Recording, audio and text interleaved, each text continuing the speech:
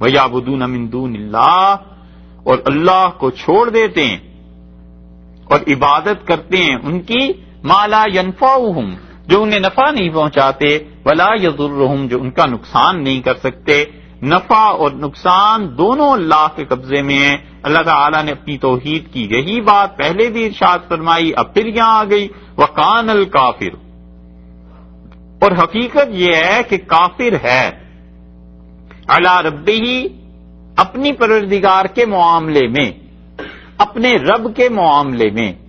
کافر جو ہے اپنے رب کے معاملے میں ظہیرہ، پیٹھ پھیرتا ہے، مڑتا ہے۔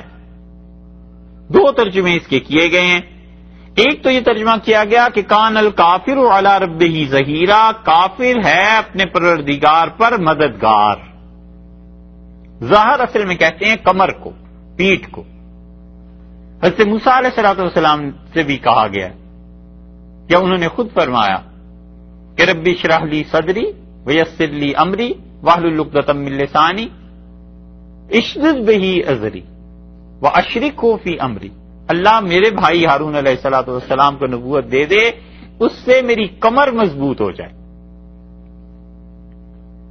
تو ظاہر کہتے ہیں کمر کو، پیٹھ کو، اس معنی میں۔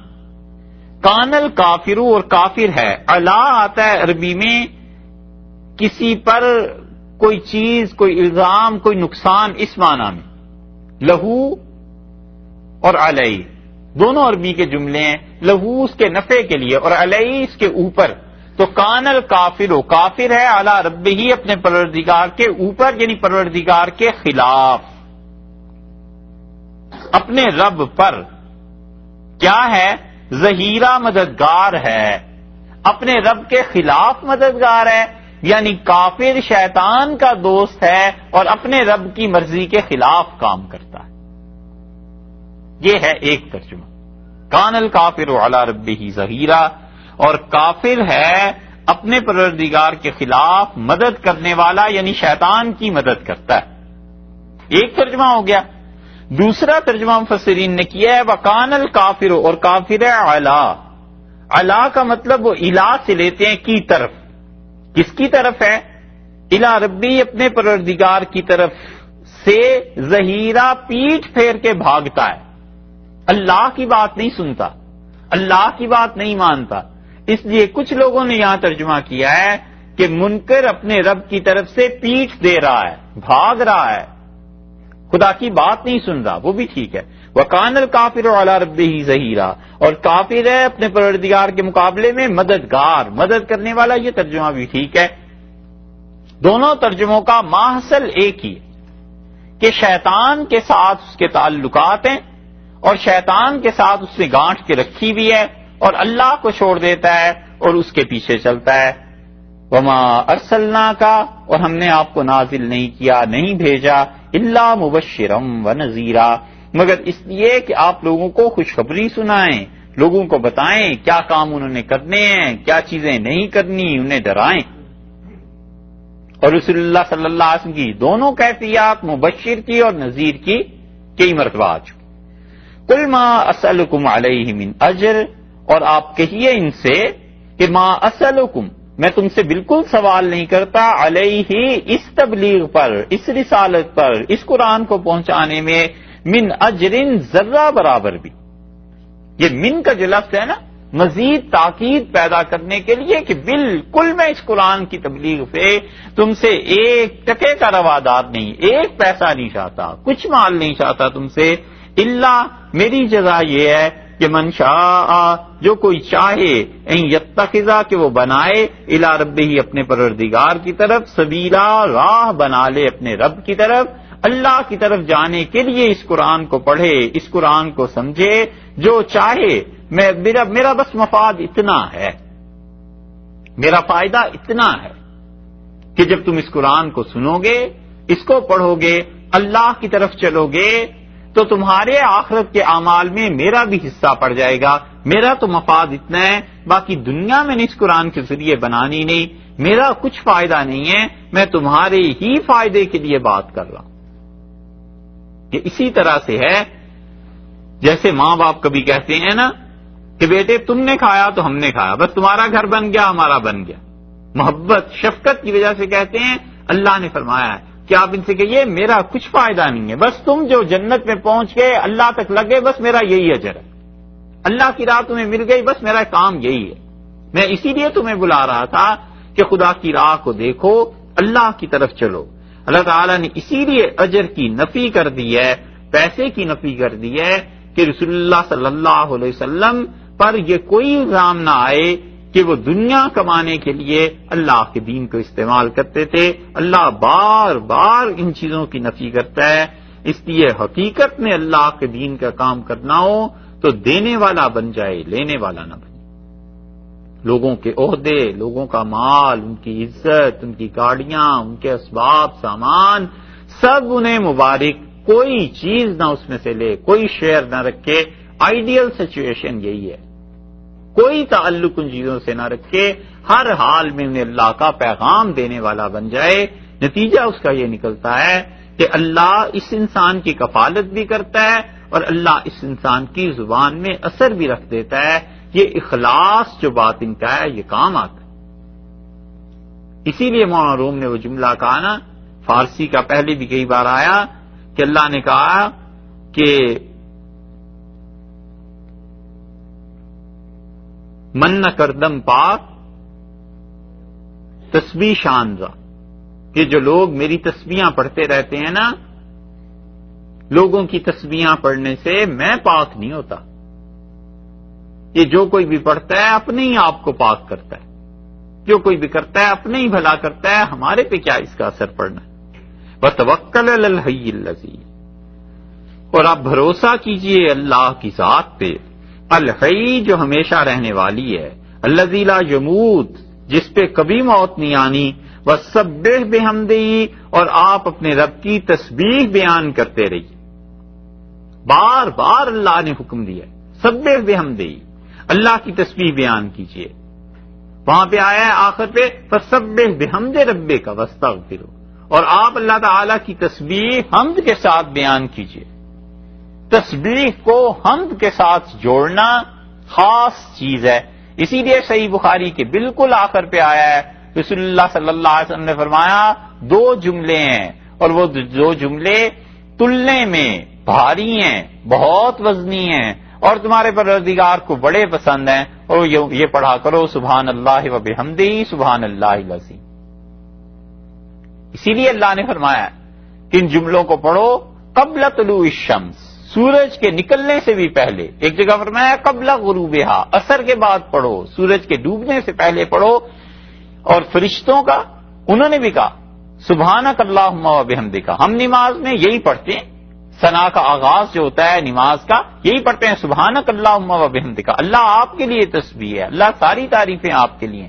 فرشتوں نے کہا سبحانک لا علم لنا الا ما علمتنا، اللہ کوئی علم نہیں ہے ہمارا مگر وہی علم جو تو نے ہمیں دے دیا ہے، بس اس سے زیادہ کچھ نہیں. ہر جگہ فرمایا ہے کہ وسبح بحمدہ، اللہ کی تسبیح اور حمد دونوں کو بیان کرو. وکفی بذنوب عبادہ خبیرا، اور بہت کافی ہے پروردگار تمہارا رب اللہ تعالی، کفا بربک وکفا بہ، اور وہ بہت کافی ہے بذنوب عبادہ، اپنے بندوں کے گناہوں سے خبیرہ، اللہ کو خوب خبر ہے، اسے خوب معلوم ہے کہ کون کون سے بندے کیا کیا گناہ کر رہے ہیں، کیسے اس کو پاک ہونا ہے، کیسے اللہ نے اسے معاف کرنا ہے. تمہارے رب کو ایک ایک چیز کی خبر ہے، جو کرنے کا کام ہے وہ اللہ پہ بھروسہ کرو. اسی لیے ایک اور جگہ ہے اللہ تعالی نے فرمایا ہے کہ وَمِنَ اللَّيْلِ فَسَبِّحْ، اور رات کو اللہ کی تسبیح بیان کر. وَمِنَ اللَّيْلِ فَاسْجُدْ لَهُ، رات کو اللہ کو سجدہ کیا کر. وَسَبِّحْهُ لَيْلًا طَوِيلًا، اور رات گئے تک اپنے پروردگار کی یاد کیا کر. اللہ کو یاد کر رات گئے تک، اور اللہ کے سامنے سجدے کرتا رہے. اور اللہ نے ایک جگہ فرمایا فَاعْبُدْهُ وَتَوَكَّلْ عَلَيْهِ، عبادت کر اپنے رب کی اور بھروسہ کر اس کی ذات پہ. یہاں فرمایا بھروسہ کر اس ذات پہ جس پہ موت نہیں. وَسَبِّحْ بِحَمْدِهِ، اور تسبیح کرتا رہے، یعنی سب نے مر جانا ہے، ایک وہ ذات ہے جس پہ موت نہیں ہے، ایک وہ ذات ہے جس کی بادشاہی سدا قائم ہے، جس کی شہنشاہیت ہمیشہ کے لیے ہے، جس کو کوئی زوال نہیں، جس کی مملکت کو کوئی چھین نہیں سکتا، جس کے اقتدار، اختیار، علم، قدرت اور اس کی سلطنت کی وسعت کوئی چیز اس میں دخل نہیں دے سکتی، کسی کی مجال اور ہمت نہیں ہے کہ ان چیزوں میں کمی بیشی کرے۔ سبح بحمدہ، اس کی تسبیح بیان کر، وہ بہت کافی ہے اپنے بندوں کے گناہ دیکھنے کے لیے، سب خبر ہے اسے۔ کون ہے اللہ؟ الذی خلق السماوات، جس نے پیدا کیا آسمانوں کو، والارض اور زمین کو، وما بینہما اور جو کچھ ان کے درمیان ہے، فی ستۃ ایام 6 وقفوں میں، 6 مرتبہ میں اللہ نے پیدا کیا۔ یہ آیت پہلے بھی آ چکی۔ ثم استوى علی العرش، اور پھر اللہ غالب ہوا عرش پر، یہ بھی پہلے گزر گیا۔ الرحمن، اور وہ ذات، وہ زبردست رحم کرنے والا۔ فاسأل بہ خبیرا، پوچھ اس کی رحمت کے متعلق کسی ایسے سے جو اس کو جانتا ہو۔ فاسأل بہ خبیرا، اس کی رحمت کا تو اس سے پوچھ جو اس سے واقف۔ فاسأل بہ خبیرا میں یہ جو بہی ہے نا، اس کی ضمیر پر بحث ہے کہ یہ کدھر جا رہی۔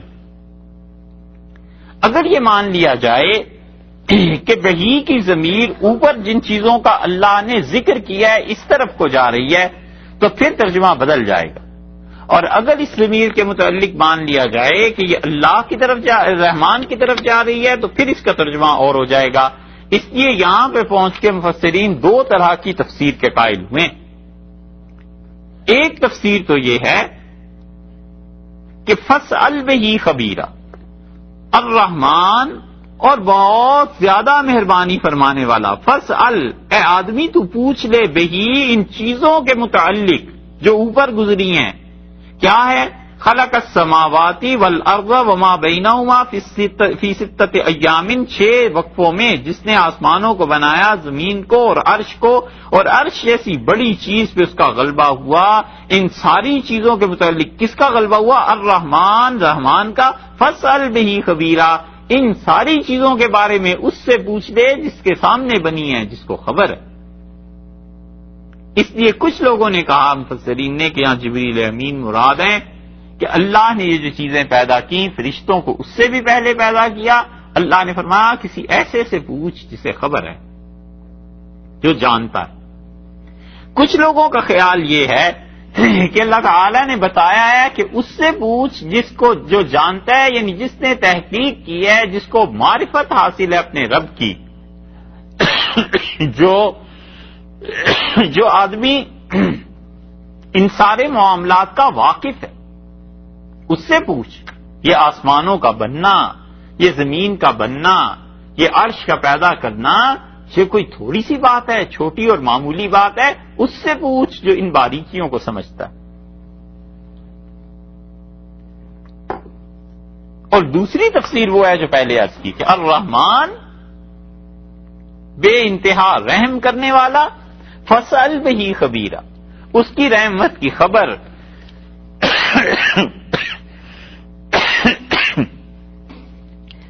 اس کی رحمت کا معاملہ وہ تو اس سے پوچھ جو اسے جانتا ہے، یعنی جس کی نظر اللہ کی رحمت پہ ہے، جس کی نظر پروردگار کی مہربانیوں پر ہے، جس کی نظر حق تعالی شانہ کے ساتھ اس کی عنایات پر ہے، جو جانتا ہے کہ وہ کتنی کریم ذات ہے، کتنی مہربان ہے، کتنی عنایات اپنے بندوں پہ کرتا ہے، کیسی شان والا ہے، کیسا اپنے بندوں کی دعاؤں کو سننے والا ہے، کیسے کیسے مشکل حالات میں اپنے بندوں کا ساتھ دیتا ہے، کیسے کیسے کرم اور مہربانیاں کرتا ہے، اس سے پوچھ جسے ان چیزوں کا تجربہ۔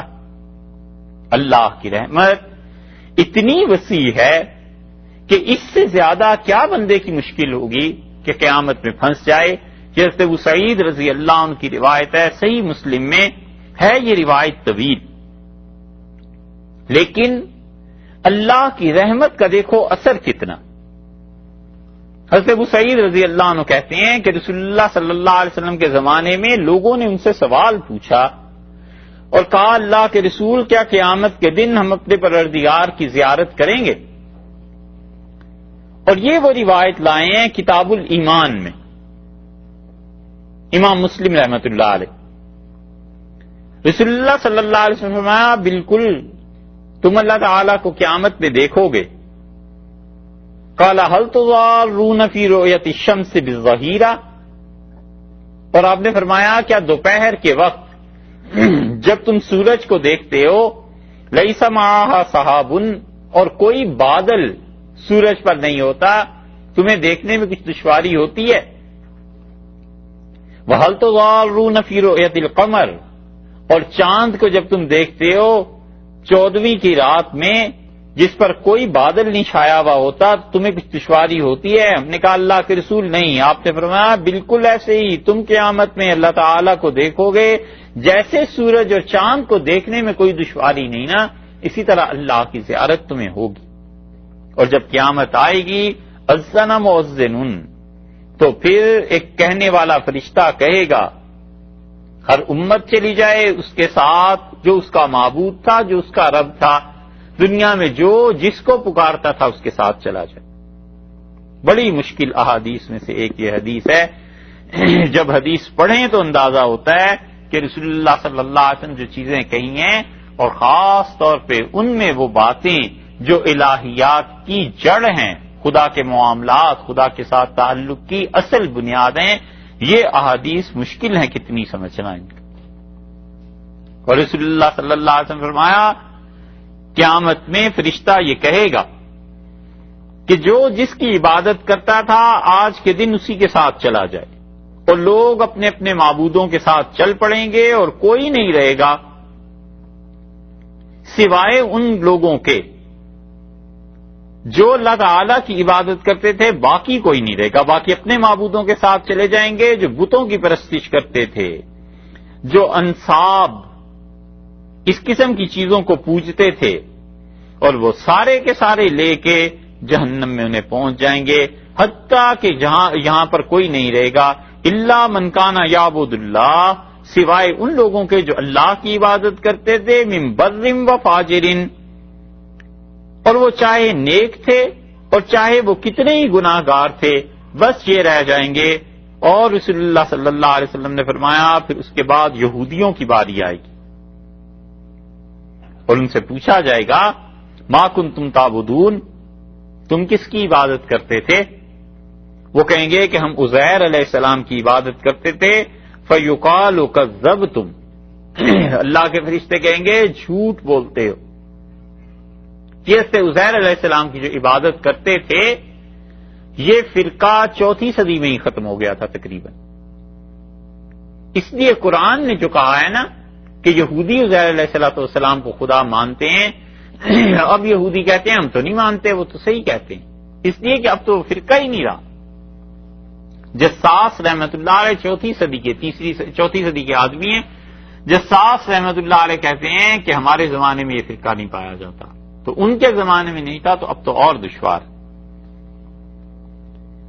ان سے کہا جائے گا جھوٹ بولتے ہو، اللہ نے کسی کو اپنا بیٹا نہیں بنایا، نہ خدا کی بیوی ہے۔ فماذا تبغون، اب کیوں کھڑے ہو، کیا چاہتے ہو؟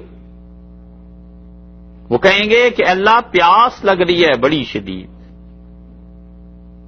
اور اے پروردگار پانی مل جائے پینے کے لیے، اور اشارہ ہوگا کہ ابھی تک تم نہیں پہنچے، اور فرشتے انہیں پکڑ لیں گے اور جہنم کی طرف لے جائیں گے۔ کأنہا سراب، اور آگ انہیں ایسی نظر آئے گی جیسے ریت کی چمک ہوتی ہے، پانی جیسے نظر آتا ہے، اور پھر ایک کے بعد ایک اور ایک کے بعد دوسرا ان کو جہنم میں پھینکا جائے گا۔ پھر عیسائیوں کو بلایا جائے گا اور ان سے کہا جائے گا تم کس کی عبادت کرتے تھے؟ وہ کہیں گے کہ اللہ کے بیٹے مسیح علیہ الصلوۃ والسلام کی، علیاذ باللہ۔ انہیں کہا جائے گا جھوٹ بولتے ہو، اللہ نے کسی کو، اللہ نے نہ بیٹا کیا ہے اور نہ اللہ نے کسی کو بیوی بنایا ہے۔ اور ان سے کہا جائے گا کیا چاہتے ہو؟ اب وہ کہیں گے پروردگار پیاس لگی ہے، پانی چاہتے ہیں، اور اشارہ ہوگا کہ ابھی تک نہیں پہنچے، اور انہیں جہنم میں پھینکا جائے گا، اور پھر ایک کے بعد ایک ان میں سے گرا دیا جائے گا، یہاں تک کہ بس وہ لوگ رہ جائیں گے جو چاہے وہ نیک تھے اور چاہے وہ شدید گناہ گار تھے، وہ بس اکیلے رہ جائیں گے۔ آتاہم رب العالمین سبحانہ وتعالی، اور اللہ کی ذات جو پاک ہے اور ہر طرح سے بلند ہے، پھر اللہ آئے گا فی ادنا صورت من التی راؤہ فیہا، اور اللہ کی ایک تجلی پڑے گی ایسی کم سے کم جو لوگ چیزیں دیکھ رہے تھے. قال فماذا تنتظرون، اور وہ پوچھے گی تجلی ان سے کس چیز کا انتظار ہے. ہر کوئی امت چلی گئی جس کی عبادت کرتی تھی، تم کیوں کھڑے ہو؟ وہ کہیں گے پروردگار فارقنا الناس فی الدنیا، دنیا میں ہی لوگوں نے ہمیں چھوڑ دیا تھا، ہمارے مسلمان ہونے کی وجہ سے دنیا نے ہمیں چھوڑ دیا تھا. افقر ما کننا الیہم ولم نصاحبہم، اور اللہ ہم بھی ان کے ساتھ نہیں رہے تھے. فیقول، اور وہ کہے گی تجلی ان سے کہ میں ہی تمہارا پروردگار ہوں. فیقولون، تو وہ کہیں گے نعوذ باللہ منک، ہم خدا کی پناہ مانگتے ہیں تجھ سے، تو کیا چیز ہے؟ لا نشرک باللہ شیئا، ہم ہرگز اللہ کے ساتھ شرک نہیں کرتے، ہم تجھے نہیں پہچانتے. مرتین او ثلاثن، 2 مرتبہ یا 3 مرتبہ مسلمان پناہ مانگیں گے اس چیز سے، حتیٰ کہ ان کو اتنا زیادہ پریشانی اور تنگی محسوس ہوگی کہ پھر جائیں گے، یا قریب تھا کہ وہ پھر جاتے، ہٹ جاتے اس تجلی سے، اور آواز انہیں اسی تجلی سے آئے گی کہ کیا تمہارے درمیان اور پروردگار کے درمیان کوئی نشانی مقرر ہے؟ کوئی ایسی چیز ہے جسے تم سمجھتے ہو کہ دیکھ کے اپنے رب کو پہچان لو گے کہ تمہارا پروردگار کون ہے؟ یہ اللہ کا آنا، ان تجلیات کا پڑھنا، اس پہ بحث تو ہو گئی بھائی کئی بار، اور بس ایسے ہی ہے جیسے رسول اللہ صلی اللہ علیہ وسلم نے بتا دیا. یہ احادیث الہیات کے بارے میں بڑی مشکل ہے، ایک حدیث کے لیے 5 گھنٹے چاہیے تب جا کر اس کی کہیں تشریح ہوتی ہے، بہت مشکل چیزیں. اور سیدھا سادہ سا ایمان رکھے کہ بس ایسے ہی ہے جیسے رسول اللہ صلی اللہ علیہ وسلم بتا دیا، ہماری عقل سے بلند چیزیں. تو ایمان والے کہیں گے ہاں بالکل ہماری اور اللہ کی ایک نشانی ہے. اور اس کے بعد فَيُكْشَفُ عَنْ سَاقٍ، اور اللہ تعالی اپنی پنڈلی کو کھول دے گا. پنڈلی تو کہتے ہیں ٹخنے سے اوپر اور گھٹنے سے نیچے کے حصے کو نا، لیکن یہاں کیا مراد ہے؟ یا تو یہ کہ معاملہ بڑا سخت ہو جائے گا. عرب یہ کہتے تھے کہ جنگ نے اپنی پنڈلیاں کھول دیں. اب بھی کسی آدمی پہ شدید خوف طاری ہو تو آپ ملاحظہ کریں اپنی شلوار کو، پینٹ کو اونچا کرتا ہے، کھینچتا ہے. تو یا تو مراد یہ ہے، اور یا یہ ہے کہ حقیقت میں اللہ تعالی ہی جانتا ہے کیسی اس کی پنڈلی ہے، وہ کھول دی جائے گی. اور پھر رسول اللہ صلی اللہ علیہ وسلم فلا یبقى من کان یسجد للہ من تلقاء نفسہ الا اذن اللہ له بالسجود، پھر کوئی آدمی ایسا نہیں رہ جائے گا جو اللہ کو سجدہ نہ کرے مگر اللہ اسے اجازت دے دے گا کہ وہ خدا کو دیکھے اور سجدے میں گر جائے. ولا یبقى من کان یسجد اتقاء ورياء، اور جس آدمی نے اللہ کو سجدہ کیا تھا دنیا میں ریاکاری کے ساتھ، لوگوں کو دکھانے کے لیے، اس کی کمر جھکے گی نہیں، طبقتاً واحدتاً، اور اس کی کمر تختے کی طرح، لکڑی کی طرح سیدھی ہو جائے گی. کلما اراد ان یسجدا، جب بھی چاہے گا کہ خدا سامنے ہے اس کو سجدہ کرے، خر علی کفاہ، تو اپنی پیشانی، اپنے ماتھے کے بل سیدھا زمین پہ جا کے گرے گا. کتنی محرومی، کتنی بڑی محرومی ہے کہ جس پروردگار کے سہارے زندگی گزاری، ریاکاری اسے لے ڈوبی. ثم يرفعون رؤوسهم، اور پھر لوگ اپنا سر اٹھائیں گے. اللہ ہی جانتا ہے کہ اس تجلی میں کتنے لاکھ، کروڑ، 10 کروڑ، اللہ جانے کتنا عرصہ بسر ہو جائے. زمانے کی کوئی قید تھوڑا ہی. وقت تحول فی صورتہ التی رأوا فیہا اول مرہ، اور اب وہ اللہ کی وہ صورت دیکھیں گے جو انہوں نے پہلے نہیں دیکھی تھی. جو کچھ پہلے دیکھا تھا وہ تبدیل ہو جائے گی. فقال انا ربکم، اللہ تعالیٰ فرمائیں گے میں تمہارا پروردگار ہوں. فیقولون انت ربنا، اور لوگ کہیں گے اے پروردگار تو ہی ہے. ثم یضرب الجسر علی جہنم، اور پھر اس کے بعد جہنم پہ پل بچھا دیا جائے گا. فتحل الشفاعہ، اور اللہ اجازت دے دے گا کہ گناہ گاروں کی شفاعت کی جائے. ویقولون، اور لوگ کہیں گے اللہم سلم سلم، اللہ بچا لے اور اللہ سلامت رکھ. عرض کیا گیا رسول اللہ صلی اللہ علیہ وسلم سے کہ مل جسر، یہ جہنم پہ جو پل ہے یہ کیا چیز ہے؟ آپ نے فرمایا دہضن مذلتن، بڑا چکنا ہے، پاؤں پھسل جانے کی، سلپ ہو جانے کی جگہ ہے، اور اس پر کانٹے لگے ہوئے ہیں، اور اس میں دونوں طرف آنکڑے ہیں. آنکڑا ہوتا ہے نا جس سے بڑا برتن دیگ وغیرہ اٹھا لیتے ہیں، چمٹے بڑے بڑے. وکلالیب بحسکن تکون بنجد فیہا شویکۃ یقال لها السعدان، اور نجد کے علاقے میں ایک بڑا لمبا کانٹا پایا جاتا تھا جو زمین سے اگتا تھا، اسے سودان کہتے تھے.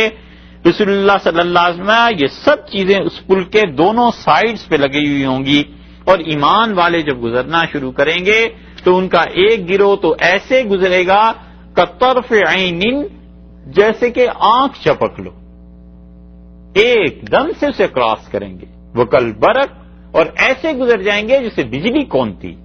وکل ریح، اور پھر کچھ ایسے آئیں گے جو ہوا کی طرح گزریں گے. وقت طیر، اور کچھ ایسے جو پرندوں کی طرح گزریں گے، اور کچھ ایسے جو گھوڑوں کی طرح دوڑیں گے بھاگیں گے جیسے گھوڑے دوڑتے ہیں، اور کچھ ایسے جو سواری کے جو اونٹ ہیں اس طرح. پھر مسلمان ہوں گے جو بچ جائیں گے جنت میں پہنچ جائیں گے، اور کچھ ہوں گے مخدوشم مرسلن، پکڑ لیے جائیں گے، کانٹے انہیں اپنے اندر کھینچ لیں گے، اور کچھ ہوں گے کہ کانٹے انہیں پکڑ کے وہ آنکڑے جہنم میں پھینک دیں گے، یہاں تک کہ ایمان والے جہنم میں جائیں گے. اور جو لوگ نجات پا گئے تھے فوالذی نفسی بیدہ، محمد صلی اللہ علیہ وسلم کو قسم ہے اس رب کی جس کے قبضے میں اس کی جان ہے، ما من احد منکم، تم میں سے وہ لوگ جو نجات پا جائیں گے، بے اشد مناشدۃ للہ، وہ اللہ سے جا کر اتنی زیادہ بحث کریں گے جیسے کوئی آدمی اپنا حق وصول کرنے کے لیے کسی کے پاس جاتا ہے. اللہ کی قسم ہے رسول اللہ صلی اللہ علیہ وسلم جس کے قبضے میں میری جان ہے، تم لوگ ایسے جا کر خدا سے بحث کرو گے، محاورے میں کہیں تو مطلب یہ لڑائی کرو گے، اصرار کرو گے. من المومنین للہ یوم القیامہ، قیامت کے دن ایمان والے اللہ سے ایسی بات کریں گے لإخوانہم الذین فی النار، اپنے بھائیوں کو جب جہنم میں دیکھیں گے تو کہیں گے ربنا کانوا یصومون معنا، اللہ یہ ہمارے بھائی ہیں، ہمارے ساتھ انہوں نے روزے رکھے تھے. ویصلون، اور اللہ ہمارے ساتھ نمازیں پڑھتے تھے. ویحجون، اور اللہ ہمارے ہی ساتھ حج کرتے تھے، انہیں تو نکال دے. فیقال لہم، اور اللہ کہے گا اچھا جاؤ اخرجوا من عرفتم، جس کو تم پہچانتے ہو نکال لو، جس کے ساتھ تمہارا تعلق رہا ہے ان کو نکال لو. یہ ہے وہ چیز، اتنے نیک ہوں گے. اللہ نے فرمایا ہے نا کہ رسول اللہ صلی اللہ علیہ وسلم نے فرمایا کہ اللہ تعالیٰ نے کہا کہ آپ کی امت میں ایسے بھی لوگ ہیں لا یشقى جلیسہم، جو تھوڑی دیر ان کے ساتھ بیٹھ گیا ہے ہم اسے بھی محروم نہیں کریں گے. یہ وہی خوش نصیب ہیں جنتی کہ جن کے ساتھ دنیا میں کسی نے حج کر لیا، کسی نے نماز پڑھ لی، کسی نے رمضان گزار لیا، اور پڑا ہوا ہے جہنم میں. تو چونکہ اس نے کچھ دن اس کے ساتھ گزارے تھے نا، تو وہ جا کر اللہ سے بحث کر رہا ہے کہ اللہ نہیں اسے نکالیں، تو اللہ کہیں گے جاؤ اچھا تم نکال لو. اور جہنم کی آگ نے ان کی صورتیں مسخ کر دی ہوں گی، اور خلقن کثیرہ، بہت لوگ نکالے جائیں گے جنہیں جہنم کی آگ نے پکڑ لیا تھا. کچھ ایسے ہوں گے جن کو آگ نے پنڈلیوں تک متاثر کر دیا تھا، اور کچھ ایسے جن کے گھٹنوں تک آگ پہنچ گئی تھی. ثم یقولون، اور پھر اہل جنت کہیں گے ربنا ما بقی فیہا احد ممن امرتنا بہ، اللہ جو آپ نے ہمیں حکم فرمایا، اجازت دی تھی، ہم نے سب اپنے جاننے والوں کو نکال لی. اب کوئی نہیں رہا. فیقول ارجعوا، اللہ فرمائیں گے پھر جاؤ، اور جس کو تم دیکھو کہ اس کے دل میں ایک دینار کے برابر کوئی بھی نیکی اور ایمان ہے، نکالو اسے. پھر بہت کثرت سے لوگ نکلیں گے، پھر وہ کہیں گے کہ ربنا لم نظر فیہا احدا ممن امرتنا بہ، اللہ جو آپ نے کہا تھا کہ ہم نکال لیں، ہم نکال کے لے آئے ہیں. اب کوئی ایسا نہیں ہے جس کے دل میں دینار کے برابر بھی ایمان ہو اور وہ وہاں رہ گیا ہو. اللہ کہے گا ارجعوا، پھر جاؤ، اور جس کے دل میں آدھے دینار کے برابر ایمان تھا اسے بھی نکالو. پھر بہت لوگوں کو نکالا جائے گا، پھر وہ کہیں گے پروردگار جیسے آپ نے حکم دیا تھا ہم نے نکال لیے. اللہ کہے گا چوتھی مرتبہ پھر جاؤ، اور جس کے دل میں ایک رائی کے دانے کے برابر بھی کوئی خیر تھی نا، ایمان، اسے بھی نکال. اور پھر وہ کہیں گے اللہ کوئی نہیں رہا. اور ابو سعید خدری رضی اللہ عنہ نے یہاں تک پہنچ کے کہا علم تصدقونی بہذا الحدیث، اور اگر لوگوں تمہیں شبہ ہو کہ میں نے یہ حدیث پتہ نہیں رسول اللہ صلی اللہ علیہ وسلم سے سنی ہے یا نہیں سنی، تو تم قرآن پڑھ لو جو اللہ نے سورہ نساء میں فرمایا ہے کہ ان اللہ لا یظلم مثقال ذرۃ، اللہ رائی کے دانے کے برابر بھی کسی پہ ظلم نہیں کرے گا. تو مطلب رائی کے دانے کے برابر بھی ایمان تھا، انہیں بھی اس کے دوست نکال کے لے جائیں گے. اور اللہ کہے گا شفاعت الملائکہ، میرے فرشتوں نے سفارش کی، وشفع النبیون، اور پھر میرے سامنے پیش ہوئے انبیاء علیہ السلام، انہوں نے اپنی اپنی امتوں کے بارے میں بات کی، میں نے مان لی. وشفع المومنون، اور آخر پر بس یہ رہ گئے تھے جنتی، انہوں نے مجھ سے سفارش کی اور جس کے بارے میں جو انہوں نے کہا ہم نے مان لیا. ولم یبق الا ارحم الراحمین، بس اب وہی رہ گیا ہے جو اس دنیا میں سب سے اس کائنات میں زیادہ رحم کرنے والا تھا. اور پھر اللہ جہنم سے ایک مٹھی بھرے گا لم یعملوا خیرا قط، جنہوں نے ساری زندگی کوئی نیکی کا کام نہیں کیا ہوگا، اور اللہ کہے گا انہیں بھی نکال. یہ ہے ارحم الراحمین. اور پھر فرمایا کہ یہ جل کے کوئلہ ہو چکے ہوں گے، اور جنت کے دروازے پر ایک نہر، ایک دریا ہوگا، اس کا نام ہی زندگی ہوگا، الحیات.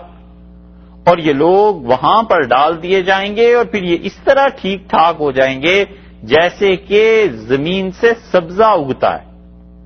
اور تم نے کبھی غور نہیں کیا، سبزہ کبھی پتھر کے پاس اگاتا ہے، کبھی درخت لگ جاتا ہے، اور جو کوئی سبزہ رہتا ہے سورج میں، دھوپ میں، پھر وہ پیلا ہو جاتا ہے، پھر وہ ہرا بھرا ہوتا ہے. اور جو کوئی سائے میں ایسی چیز ہوتی ہے تو تم نے دیکھا ہے کبھی وہ بھی ٹھیک ہوئی ہے، دھوپ نہیں نہ پہنچتی.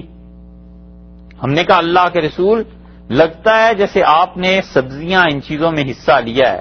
تو رسول اللہ صلی اللہ علیہ وسلم نے فرمایا لوگ نکالے جائیں گے کاللؤلؤ فی رقابہم الخواتم، اور ان کے گردنوں میں ہیرے پڑے ہوئے ہوں گے، بہت قیمتی پتھر اللہ نشانی کے طور پر لگا دے گا کہ یہ وہ ہیں جن پہ ان کے رب نے رحم کیا. یعرفہم اہل الجنہ، اہل جنت انہیں پہچانیں گے اور کہیں گے ہؤلاء اتقاء اللہ الذین ادخلہم الجنہ، یہ وہ ہیں غلام جو اپنے آقا نے آزاد کیے ہیں اور انہیں جنت میں بھیجا ہے بغیر عمل عملوہ، انہوں نے کوئی نیکی کا کام نہیں کیا تھا، ولا خیر قدموہ، اور نہ ہی انہوں نے کوئی اچھی چیز اللہ کے ہاں بھیجی تھی، اور یہ ان کے مالک نے انہیں آزاد کر دیا. ثم یقول، پھر کہا جائے گا چلے جاؤ جنت میں اور جو کچھ تم دیکھتے ہو اسے لے لو. اور وہ کہیں گے پروردگار آپ ہمیں ایسی کوئی چیز دے دیں جو اب تک اس دنیا میں کسی کو نہ دی. غلامی تو اصل میں یہ. تو اللہ تعالیٰ کہیں گے میں تمہیں اس سے بھی اچھی چیز دوں. وہ کہیں گے پروردگار کون سی چیز ہے جو اس جنت سے زیادہ اچھی ہے؟ فیقول رضائی، اللہ کہے گا میری خوشی. فلا اسخط علیکم بعدہ ابدا، اب اس کے بعد میں کبھی بھی تم سے ناراض نہیں ہوں. یہ ہے الرحمن. اس سے زیادہ رحمت کیا ہو سکتی ہے؟ فرمایا فاسأل بہ خبیرا، پوچھ اس سے جو اس سے واقف ہے اللہ سے.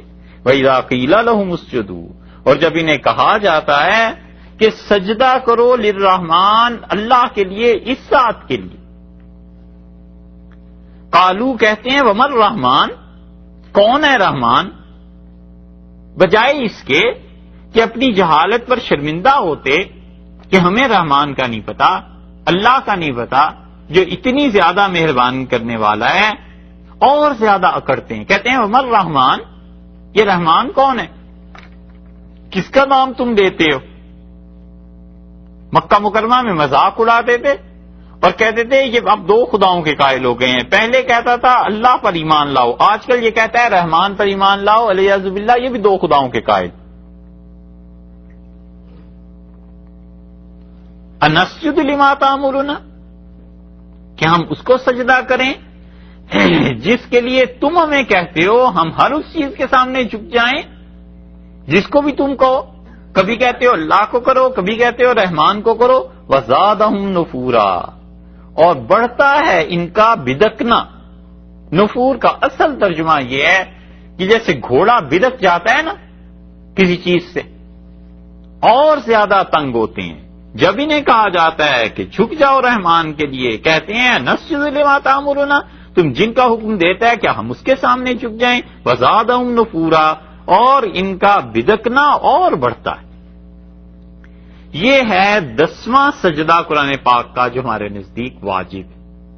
پہلا سجدہ آیا تھا سورہ اعراف میں، اور پھر سورہ نحل میں، پھر اس کے بعد سورہ مریم میں، حج میں، اور کہاں تھا؟ سورہ رعد میں 13ویں پارے میں 5، وہ تو ہو گیا 6،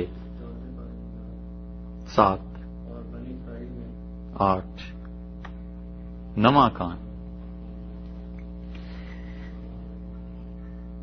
یہ 10واں سجدہ ہے، اور ہمارے نزدیک یہ سجدہ واجب ہے، اور امام شافعی رحمۃ اللہ علیہ یہاں تک 8 سجدوں کے قائل ہیں۔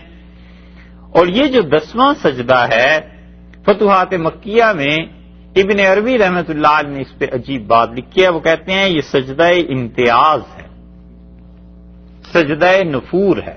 نفور کا مطلب بدکنا ہے نا، وزادہم نفورا، اور ان کی نفرت بڑھتی ہے کافروں کی۔ جب انہیں کہو رحمان کو سجدہ کرو، اللہ بار بار اپنا نام رحمان اسی لیے لاتا ہے کہ وہ یقین دلائے لوگوں کو، کہ لوگ یقین سے مانیں کہ بلا شک و شبہ وہ بہت رحم کرنے والا ہے۔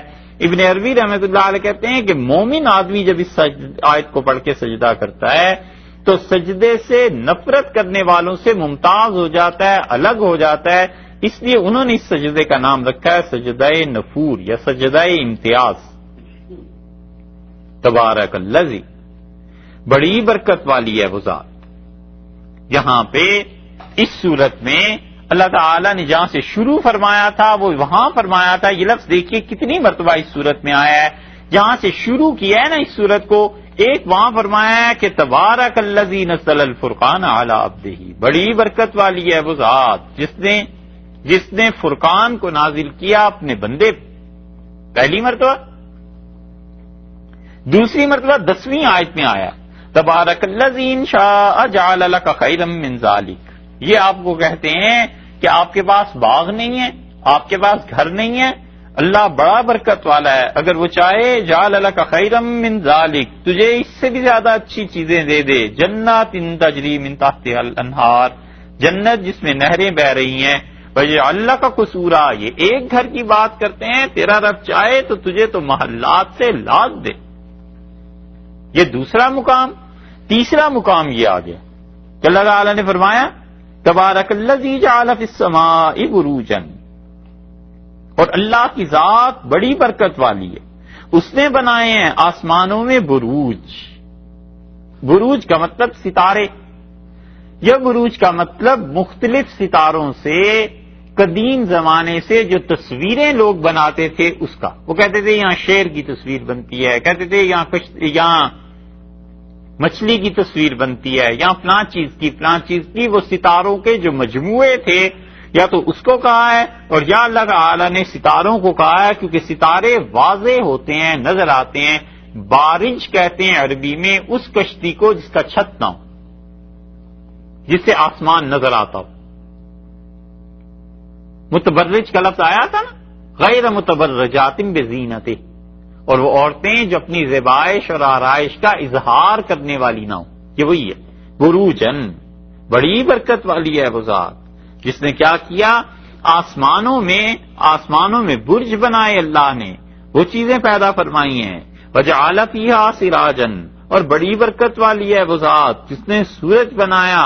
وقمرا منیرا، اور اللہ کی ذات جس نے روشن چمکتا ہوا چاند بنایا. یہ سب چیزیں اللہ نے تمہارے لیے بنائی. سورج کو تمہارے کام میں لگا دیا، چاند کو اللہ نے تمہارے کام میں لگا دیا. اسی طرح یہ آسمان سے جو برکتیں ہیں، ستارے ہیں، سب کے سب تمہارے کام میں لگا دیے. چاند اجالا کرنے والا ہے، منور ہے، نور ہے، روشنی ہے اس میں. مگر یہ ساری چیزیں، یہ ستارے اور یہ سب چیزیں، ان میں بڑا پتہ ہے، انہیں دیکھو اور اللہ تک پہنچو. وَهُوَ الَّذِي، اور وہ اللہ کی ذات، جعل اللیل والنہار، جس نے کیا ہے رات اور دن کو خلفتاً، ایک دوسرے کا قائم مقام، ایک دوسرے کا خلیفہ، ایک کے بعد دوسرا آنے والا. کیوں کیا ہے رات اور دن میں یہ فرق؟ لمن ارادہ، اس شخص کے لیے جو یہ خیال کرے، جو چاہے ان یذکرہ، کہ یاد کرے اپنے پروردگار کو. اس آدمی کے لیے جو دھیان رکھے، او ارادہ شکورا، یا ہمارا حق مانے، ہمارا شکر ادا کرنا چاہے، اس کے لیے ہم نے دن اور رات دونوں ایک دوسرے کے بعد رکھ دی. یعنی اگر دن کو کسی وقت وہ شکر ادا کرتا تھا، عبادت کرتا تھا، یاد کرتا تھا، بھول گیا، مصروفیت کی وجہ سے ترک ہو گیا، رات کو کر لیا کرے، رات کو کرتا تھا، دن کو کر دیا کرے. اسی لیے حضرت عمر رضی اللہ عنہ کہتے تھے کہ یہ جو ظہر کی 4 سنتیں تم پڑھتے ہو، اس موقع پہ اگر اسے تم بڑھا لو تو یہ تمہارے دن کا تہجد ہے. اور صحابہ رضی اللہ عنہ لمبی رکعتیں پڑھتے تھے ظہر کی، بہت طویل. اور اس سے عمر رضی اللہ عنہ کہتے تھے کہ جب رات کی کوئی چیز چھوٹ جائے تو دن کو پڑھ لو، دن کی چھوٹ جائے تو رات کو پڑھ لو، اللہ کے ہاں تمہاری غیر حاضری نہیں ہے. خود رسول اللہ صلی اللہ علیہ وسلم نے بھی فرمایا کہ رات کا ذکر کوئی بھی آدمی وظیفہ پڑھتا ہے، رہ گیا دن کو کر لے، دن کو کرتا تھا، بھول گیا مصروفیت میں، رات کو کر لے. اللہ کے ہاں ایک دوسرے کے قائم مقام ہے یہ. وعباد الرحمن، اور رحمان کے بندے تو وہ ہیں. یہ نہیں کہا اللہ کے بندے، فرمایا رحمان کے بندے. یعنی اس کے بندوں میں یہ صفت رحمت چونکہ آ رہی ہے، اس لیے یہ رحمان کا لفظ آیا ہے. آگے دیکھیں گے آیات میں تو اللہ تعالیٰ کی صفت رحمت کے جو اثرات مرتب ہونے چاہیے تھے، جو نتائج نکلنے چاہیے تھے، اس کے مطابق اللہ نے کہا وعباد الرحمن الذین، اور رحمان کے بندے تو وہ ہیں یمشون علی الارض، جو زمین پر چلتے ہیں، ہونن، دبے پاؤں، بڑی عاجزی سے چلتے ہیں. یہ پہلی صفت ان کی بیان کی کہ ہمارے بندے تو وہ ہیں جو بڑی عاجزی سے زمین پر چلتے ہیں. 10 صفات اللہ نے گنوائی ہیں. اور یہ جو ہے نا تبارک الذی جعل فی السماء بروجن سے لے کے آخر تک اس صورت کے یہ یاد کرنا ہے، یہ زبانی یاد کرنا چاہیے. اسے زبانی یاد کیجئے. پچھلے سال بھی کچھ آیات تھی نا، وہ اساتذہ زبانی یاد کراتے تھے. یہ بھی زبانی یاد کرنے کی چیز ہے. یہ بنتی ہے شخصیت. یہاں جو کچھ کہا 61 نمبر آیت سے لے کے اور آخری آیت کا کیا نمبر ہے 77، یہ 17 آیات جو ہیں یہ یاد کرنے کے قابل ہیں. ارشاد فرمایا وعباد الرحمن الذین یمشون علی الارض ہونا، اور ہمارے بندے تو وہ ہیں جو زمین پر رحمان کے بندے چلتے ہیں ہونن، دبے پاؤں. چال ہوتی ہے نا، اور چال سے آدمی پہچانا جاتا ہے. ایک آدمی کو دیکھیں جب اس میں کبر اور غرور ہوتا ہے وہ کیسے چلتا ہے، ایک آدمی نشے میں ہوتا ہے وہ کیسے چلتا ہے، بچے کی چال کیسی ہوتی ہے، بوڑھے کی چال کیسی ہوتی ہے، جوان کی چال کیسی ہوتی ہے، ایک جھوٹا آدمی جھوٹ بول کے جب چال چلتا ہے تو وہ کیسی ہوتی ہے، اور جو لوگ اللہ کے بندے ایسے ہیں، متواضع ہیں، حلیم ہیں، ان میں صرف بنیادی طور پہ اپنے آپ کو مٹا ہوا رکھتے ہیں، کوئی دعویٰ نہیں، نہ دین کا، نہ دنیا کا، نہ دولت، پیسہ، علم، عہدہ، ہر وہ چیز جس سے غرور پیدا ہو سکتا تھا، ان اللہ کے بندوں نے ان دعووں سے اپنے آپ کو دور کر لیا تو حقیقتاً اس پہ اللہ کی ایسی تجلیات پڑتی ہیں کہ طبیعت میں تواضع پیدا ہو جاتی، یہ عاجزی اور اپنے آپ کو حقیقت میں کچھ نہ سمجھنا، اور سب کچھ ہونے کے باوجود اس لیول پہ رہنا جو اللہ کے عام بندوں کا لیول ہے، ہزار صفات سے یہ ایک صفت اللہ کے ہاں بھاری، جھکے رہتے ہیں، تواضع سے چلتے ہیں، چال میں کوئی کبر نہیں آتا، کوئی دیکھ کے نہیں کہہ سکتا کہ مغرور اور متکبر انسان کی چال۔ اب غور کریں کتنے ہی کافر ہیں، ان کی چال دیکھ کے اندازہ ہوتا ہے کہ آدمی اپنے آپ کو کچھ سمجھتا ہے، اور یہ مومن انسان، رحمان کا بندہ، اس کے سر پہ رب ہے نا، اور اس کو پتہ ہے اپنے پروردگار کا کہ میں اس کا بندہ ہوں، چلتا ہے بڑے دبے پاؤں، جھک کے، وقار کے ساتھ، تواضع کے ساتھ، حتیٰ کہ پیشہ انسان کا چال پہ اثر کرتا ہے۔ فوج ایک پیشہ ہے، فوجی کی چال دیکھیں، پولیس ایک پیشہ ہے، پولیس والے کی چال دیکھیں، ڈاکٹر ایک پیشہ ہے، ڈاکٹر کی چال دیکھیں۔ تو جس انسان کی چال میں، چلن میں، گھومنے پھرنے میں یہ تواضع کی صفت پائی جاتی ہے، حلم پایا جاتا ہے، یہ پہلی صفت ہے جس کا اللہ نے ذکر کیا کہ غرور اور تمکنت کی چال جو کافروں کا شعار ہے، کافر جیسے چلتے ہیں، یہ ایسے نہیں چلتا، اس کا حال اس تواضع کا، اللہ کی رحمت کی صفت جو اس پہ پڑی ہے، رحمان کی جو تجلیات اس پہ پڑی ہیں، انہوں نے اتنا اثر دکھایا ہے کہ اس آدمی کی چال تک بدل گئی، اس آدمی کے چلنے کا انداز بدل گیا۔ وَإِذَا خَاطَبَهُمُ الْجَاهِلُونَ، اور جاہل لوگ، ناواقف لوگ جب بات کرتے ہیں ان سے، بے سمجھ لوگ، قالوا سلاما، تو یہ انہیں سلام کر کے الگ ہو جاتے ہیں۔ ایک تو مطلب مفسرین نے یہ لیا ہے کہ یہ بحث کو طول نہیں دیتے، مناسب جواب دیتے ہیں اور سلام کرتے ہیں، الگ ہو جاتے ہیں کہ صاحب ہمارا یہ موقف ہے اس مسئلے میں، بس اس سے زیادہ بحث مباحثے کی بات نہیں۔ اور ایک اس کا مطلب یہ لیا ہے کہ قالوا سلاما، وہ دوسرے مفسرین نے وہ کہتے ہیں یہ وہ سلام نہیں ہے جو ہم ایک دوسرے کو رحمت کے لیے کرتے ہیں، بلکہ عربی کے تسلم اس سے یہ بنا ہے لفظ، یعنی وہ کہتا ہے کہ سلامہ صاحب سلامت، بس آپ اپنا کام کیجئے، ہم اپنا کام کریں، کوئی بحث نہیں، جھگڑا نہیں، اس آدمی سے جو چیز توقع کی جاتی ہے وہ یک طرفہ طور پر مخالفت کو ختم کر دینا ہے۔ ہمیشہ لڑائیاں، جھگڑے اسی وقت ہوا کرتے ہیں جب دو طرفہ مخالفت ہوتی ہے، دونوں طرف سے کچھ نہ کچھ ہوتا ہے۔ اچھا آدمی وہ جو خود سرنڈر کر جائے، چھوڑ دے، سارا کچھ دوسرے کے حوالے کر دے کہ صاحب آپ خود جانیں اپنے کام کو، جو کچھ کرنا ہے، نتیجہ اس کا یہ نکلتا ہے کہ وہ اگر حق پہ ہوتا ہے تو اللہ اس کی فتح کو کرا دیتا ہے، اور نتیجہ اس کا یہ نکلتا ہے کہ یہ آدمی اپنی صلاحیتوں کا بہتر استعمال کر سکتا ہے۔ اس لیے فرمایا کہ جب ان سے مخاطب ہوتے ہیں وہ جو ناواقف ہیں، جنہیں کچھ پتہ ہی نہیں ہے، خام خواہ، سوت نہ دھاگا اور جلائے سے لٹھم لٹھا، ہے نا محاورہ ایسا، سوت نہ کپاس۔ قالوا سلام، وہ کہتے ہیں صاحب سلامت، آپ اپنا کام کریں، مجھے اور بتیرے کام۔ اور یہ طریقہ کرنا چاہیے، فضول بحث مباحثہ، اپنے علم کو ضائع کرنا، اپنی صلاحیتوں کو ضائع کرنا، یہ مناسب نہیں ہوتا.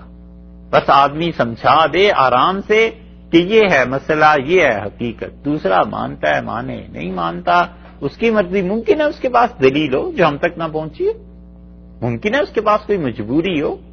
آخر اسی بات پر کیوں ضروری ہے کہ سارا حق آدمی کے اپنے ہی پاس ہے؟